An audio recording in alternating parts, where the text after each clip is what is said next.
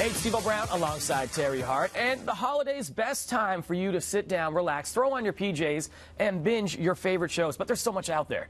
People get overwhelmed, so we've got some of our picks for y'all. What are you going to start with? I'm going to start with Mindhunter. You know, there's a lot more like me. Do you think so? I binged this show. It's a 12 episodes, takes us back to the 70s when the FBI first started figuring out how they investigate serial killers. We actually hear them coin the term serial killer. Serial killers. New terminology. Great performances, and it comes from the mind of David Fincher, who made Zodiac and Seven, so he knows his way around this kind of creepy crime world really well. How do we get ahead of crazy if we don't know how crazy thinks?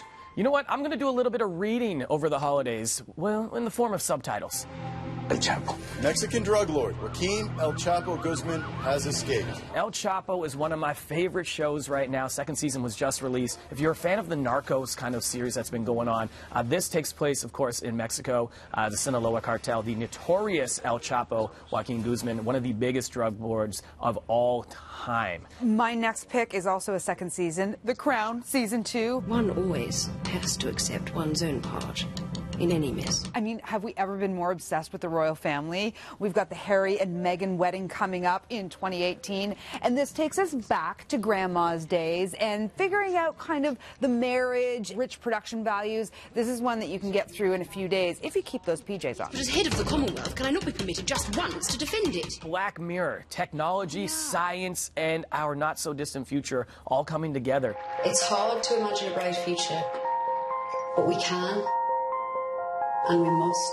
These stories are very relatable because it kind of takes what we're already going through, whether it's a dating app, and kind of expands on it, makes it a little more sci-fi and a little more scary on what our world could be like if we're not careful. How long can happiness realistically last anyhow? The cool thing about this, a different cast, a different director for each episode, so it never gets boring, and the new season drops in just a few days.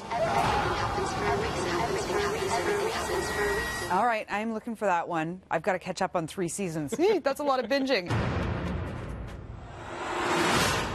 Oh, dear. And finally, if you want a one-shot, check out Okja. It is a great movie. I made Devo watch it. He fell in love with it. I loved it. It was great. We are animal lovers.